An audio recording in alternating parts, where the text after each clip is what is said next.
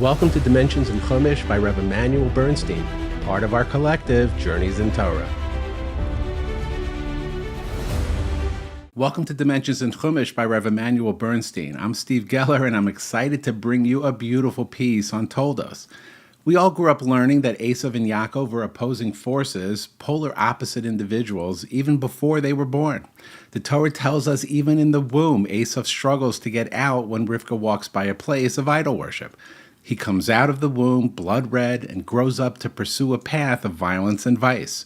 His hatred towards Yaakov reached its ultimate destiny, becoming an actual halacha of their own, which states, speaking of when Yaakov and Esav would meet in Vayishlach, the Sifrei B'Midbar says it is a known halacha that Esav hates Yaakov, but his mercy gained the ascendancy at that time and he kissed him with all his heart.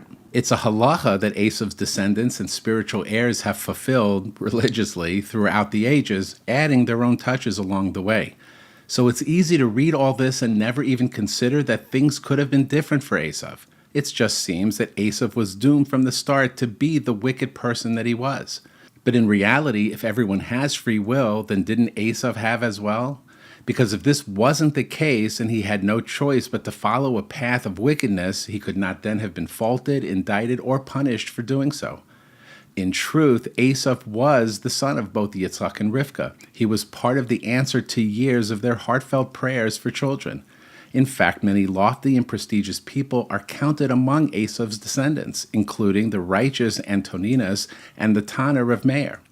What all this means is that although Esav undoubtedly had deeply embedded tendencies towards violence and wrongdoing, he also had the capacity to overcome them and control them, channeling them toward productive purposes. As Chazal point out, a later personality in Tanakh who received exactly the same appellation as Esav, Admoni, meaning red or ruddy, was David HaMelech, but he used those very same qualities to wage war against the enemies of Israel. In other words, while there is no question that Esav's character was vastly different from that of Yaakov, this only means that his challenges and possibilities were, likewise, very different, but whose potential was no less noble or praiseworthy. With this in mind, knowing that people become what they aspire to become, Yitzchak desired to give the blessings to Esav.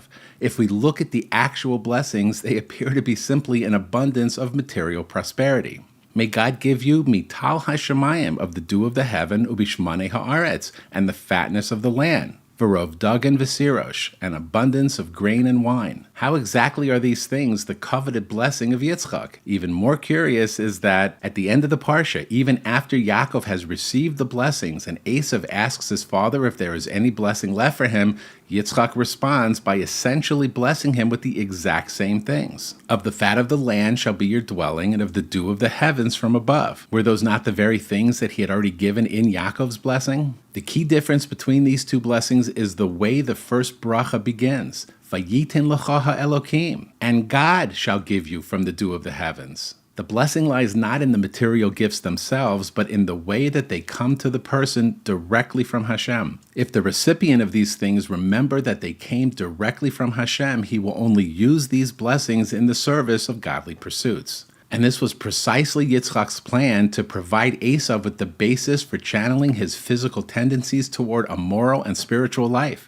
Unfortunately, what Esav had been concealing from Yitzchak over the course of all those years was the fact that he had long since abandoned any notion of doing so, instead embracing a life of physical and material enjoyment. This is something that Rivka sees much more clearly than Yitzchak does, leading her to conclude that if Esav receives the blessings, he will only squander and abuse them. Therefore, it is Yaakov who should receive both of the blessings. Even more than that, Rivka sees not only the lifestyle that Esav has chosen, but that he has adopted an attitude which effectively guarantees that he will never develop any good that is inside him. We see in the run-up to the chapter which deals with the blessings, the Torah relates the following. Vayihi Esav ben arba'im shana. Esav was 40 years old, and he married Yehudis, the daughter of Biri Hachiti, and Basmas, the daughter of Elon Hachiti. Notice that the pasuk sees fit to inform us of exactly how old Esav was when he got married. Rashi comments, Esav was compared to a pig. When the pig crouches down, it stretches out its hooves to say, "You see, I'm pure." For 40 years, Esav had been snatching women from their husbands and violating them. Now when he became 40, he said, "My father married at 40, I will do the same." We see that the only aspect of kosherness in which Esav invests is that of appearing kosher, something we see in his ongoing charade before his father. Not only does this ruse divert all of his spiritual energy away from actually becoming kosher, it effectively seals the path which would allow him to do so. There's only so long Esav can expend energy convincing people that he is a moral person before he himself starts to believe it. And when this happens, Esav is both the perpetrator and the victim of his deceit. Once he fully believes that he is as kosher as he looks, any introspection for the purpose of self-improvement becomes impossible. Why spend time developing a product that is already perfect? And how is it that Rivka can see Esav's fatal character traits so clearly and Yitzchak can't? It's simple, actually. She has seen it all before. Seen it, lived with it. It was a trademark of the master of disguise in her own home, her brother Lavan. Over and over, we see that Lavan can perpetrate any crime and that not only defend it, but claim the moral high ground when doing so. After agreeing to give Rachel to Yaakov after 7 years of work, only to substitute Leah at the last moment, when confronted by Yaakov the next day, Lavan simply answers, "We don't act that way in this place, to give the younger sister before the older one." And just like that, Lavan is saying to Yaakov, "I know you specified Rachel in your terms, but that is immoral and insensitive. I was sure you were not actually asking me to be involved in such an immoral enterprise. Were you? Yaakov, I'm disappointed in you. I hope you won't let me down again. But now you may marry Rachel after another 7 years' work. And please try to be a good husband, and I hope we never have to speak of this business again." And likewise, when Lavan chases after Yaakov to kill him at the end of Parshas Vayetze, which he's prevented from doing, he explains the reason for his pursuit was the fact that Yaakov ran away and did not give him a chance to kiss his daughters and grandchildren goodbye. For people like Lavan and his spiritual heir Esav, introspection and self-improvement are simply not on the program. Recognizing this quality in Esav only too well, Rivka realizes that for him to receive the blessings cannot have a good outcome and will only lead to more evil on his part. This trait of Esav shows itself in another one of his weddings, this one at the end of the Parsha. After Yaakov succeeded in receiving the blessings from Yitzchak, the Torah recounts, Esav saw that the daughters of Canaan were evil in the eyes of Yitzchak, his father. So Esav went to Yishmael and took Machlas, the daughter of Yishmael, as a wife for himself. Another wedding? This is an unusual way to conclude this section of the Torah. After all the events of that day, whose repercussions would echo and reverberate throughout history, the final event we're told about is Esav marrying again? Why does Esav keep getting married? The Shem MiShmuel explains that Yaakov receiving the blessings from Yitzchak was a bitter disappointment for Esav. In spite of his best efforts over the course of many years to win over his father, Yaakov still outsmarted him. What followed was a strategic moment of reflection for Esav. What is wrong with Esav that Yaakov keeps getting the better of him? After much introspection, he finally found the answer. Nothing was wrong with him. The answer must be that he's being held back by someone else. It must be that he's married to the wrong woman. If only he had the right wife, everything would work out for him. It's such a sad moment for Esav, and one which symbolizes the path he chose for himself. Upon being presented with a rare opportunity to finally consider what was wrong with his life, he could only focus on what was wrong with his wife. Let's go a little further down this path. Many commentators explain that not only did Esav have the potential to live a good and moral life, he had the capacity, together with Yaakov, to be part of the legacy of Avraham and Yitzchak. That while Yaakov would devote himself to spiritual pursuits, Esav would oversee the more practical and physical aspects of maintaining the nations. Support for this approach appears to be in a comment made in the Midrash Yalkut Shimoni in Sefer Yoshua. The Midrash states that the term Gedola, greatness, is mentioned in conjunction with each of the Avos. When it comes to Yaakov, the Midrash cites the pasuk, Vayigdalu hana'arim, and the boys grew up.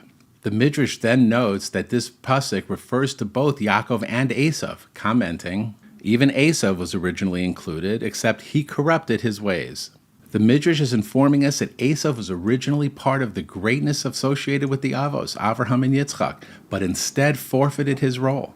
So where Yitzchak's blessings were actually intended not only to help Esav live a meaningful life, but also to allow him to fulfill his role in maintaining the material prosperity and security of the Jewish people, Rivka realizes that Esav had no interest in his role of that partnership. So now Rivka must arrange for Yaakov to receive the blessings, thereby assuming both roles. From that very day, he is forced to leave the spiritual security of the study hall and travel to an alien and hostile location where he must deal with the likes of Lavan. This also beautifully explains something else. Chazal informs us that Leah was originally supposed to marry Esav, but that she prayed and wept incessantly that this not happen. The deeper meaning behind this is, had Esav assumed his role in the building of the Jewish people, Leah would have been his wife and partner in that mission. In the end, with Esav rejecting that path and Yaakov assuming both roles, Yaakov would then marry Leah as well as Rachel. The full extent of the reversal that took place with Esav is brought home when we see a comment in the Midrash where Yitzchak's words to Esav when sending him out to hunt for food before receiving the blessings contain an allusion to the 4 exiles the Jewish people would endure. Take your gear, your quiver, your bowl, and go to the field and hunt me some game. Your gear is Galus Bavel. Your quiver is Persia. Your bow is Greece. And go to the field is Galus Edom. Why are these 4 exiles being alluded to at this stage? Because the blessings Yitzchak was planning on bestowing upon Esav were for the purposes of assisting him in fulfilling his role within the unfolding landmarks of Jewish destiny, including waging war against the enemies of Israel, as represented by the 4 exiles. But Esav was, by this stage, so alienated from such noble pursuits that not only did he not play his role in warring against the 4 exiles, he actually ended up leading the 4th and most bitter of them all, the exile of Edom. And look at the world today. The true nature of blind anti-Semitism is so baseless and inconceivable, it truly defies comprehension. But in reality, a significant part of its core is understood as the exception people take to the godly message that Jews bear in the world. And the deepest animosity is emerging from the corner of Esav, for whom the rejection is not only of the message itself, but also of the role which he himself could have played in promoting it. This places Esav as our final and most bitter antagonist, whose ultimate downfall will mark the final redemption itself. As we say in our prayers, citing the prophet Ovadia, V'alu Moshim b'Har Tzion lishpot es Har Esav v'hayisa laHashem hamelucha. The saviors will ascend Har Tzion to judge the mountain of Esav, and the kingdom will be Hashem's. May it happen speedily in our days.